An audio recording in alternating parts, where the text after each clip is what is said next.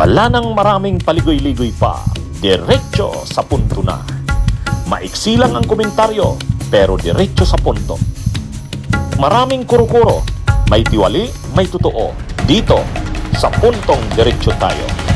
Punto Diretso. Itong si Abelardo, District Engineer Abelardo Calalo ng First Engineering District ng Batangas.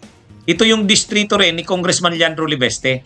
Itong si District Engineer Calalo, ito yung nahuli na na entrap na nagbibigay ng suhol o bribe na 1 million, 1.2 million kay Congressman Leandro Libeste na hindi tinanggap ng batang congressman. Kasi sabi niya hindi siya papayag. Ang sabi ni Congressman Leandro Libeste, 180 to 360 million ang inaalok daw sa kanya ng sabi daw nito ni District Engineer Calalo, hanggang sa ganung amount kayang magbigay ng mga contractors basta't itigil niya lang yung pag-iimbestiga doon sa mga anomalya sa mga flood control at iba pang infrastructure projects sa distrito niya. Ito kasing si Congressman Leandro Libeste, kalaban nito nung sa pagka-congressman, si Eric Buhain, yung international champion na swimmer, si Eric Buhain.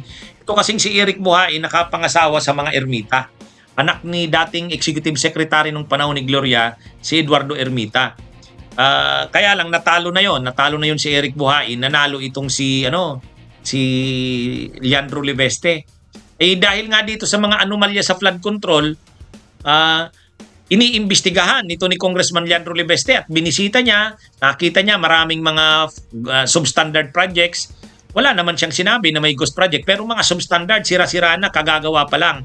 So, inaariglo sana di umano siya nung district engineer.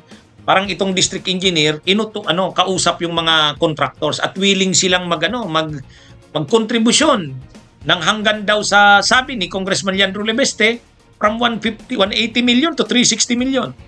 Willing daw. Tapos pauna na daw yung dala-dala niyang 1 million, 1.2 million.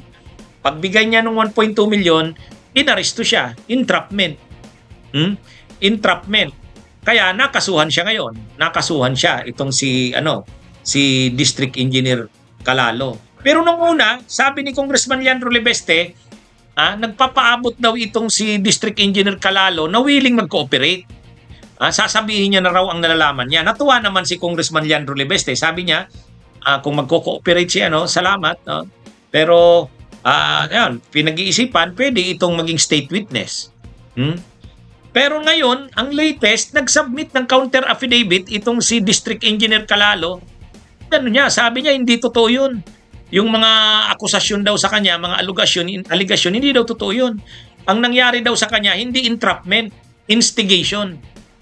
Mariing itinanggi ni DPWH District Engineer Abelardo Calalo ang reklamong korupsyon at paglabag sa Anti-Graft and Corrupt Practices Act na isinampa laban sa kanya ni Congressman Leandro Libeste. Sa inilabas na statement ng kampo ni Calalo, iginiit niya na hindi siya kailanman nagtangkang mag-alok ng pera kapalit ng pabor kay Libeste at mariin din niyang pinabulaanan ang mga pahayag na iniuugnay sa kanya ang mga umano'y irregularidad ng mga kontraktor at dating Congressman Eric Buhain. Ayon pa kay Calalo, mismong si Congressman Libeste ang nagpumilit magtanong tungkol sa bidding at contractor sa distrito. Binigyan din ni Calalo na siya ay biktima ng instigation at hindi ng entrapment at nanawagan ng patas at makatarungang pagtingin sa kaso. Alam niyo mga kabunyog, mga kababayan, magkaiba kasi yung entrapment sa instigation. Ang entrapment, kapag inintrap ka at nahuli ka sa akto, yung mga ebidensyang nakuha sa'yo, magagamit laban sa'yo. Kasi entrapment yun eh. Pero kung instigation, yung ebidensyang nakuha sa'yo, hindi pwedeng magamit laban sa'yo. Kasi in-instigate ka eh. Yung entrap kasi, dati ka na talagang may intention gumawa ng masama. Yung krimen na gagawin mo, talagang ginagawa mo na yun, in-entrap ka na lang, hinuli ka na lang. Yung instigate, hindi mo naman planong gumawa nun, wala ka namang intensyon nun, nilur ka, kumbaga, anong tawag doon? Inano ka? Hindi ka gagawa ng masama kung hindi ka sinabihan na gawin yun. Ibig sabihin, hindi galing sa iyo yung intensyon na gumawa ng masama. Doon kasi sa unang krimen, doon kasi sa entrapment, gumagawa ka ng krimen, nahuli ka, inuktuhan ka lang. Pero dati ka nang may intensyon na gawin yon at ginagawa mo nga yun. Sa instigation, hindi. Wala kang wala kang plano nun. Kaya lang, nilur ka, pinapasok ka, kumbaga. Ang sabi kasi ni District Engineer Calalo, tinanong daw siya ni Congressman Libeste, magkano naman ang kaya nilang ibigay? Kaya, halimbawang ganito ang magkano? Kaya ba nila ang ganito? Ganitong percent, ganyan.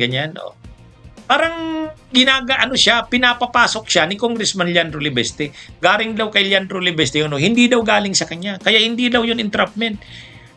Instigation yun. Totoo nga naman, sa amin sa pag-aaral ng batas, kapag instigation, hindi makagamit yung ebidensya doon. Illegal yun. Mali yung instigation eh. Pwedeng mapalibre doon yung akusado. Pero pag entrapment, magagamit yung ebidensya. Ang sinasabi, kaya lang ang abogado kasi dito ni Calalo, si Attorney Raymond Fortun, Vaticanong lawyer yan, alam naman natin. Saan kaya kumuha ng pambayad diyan si Calalo?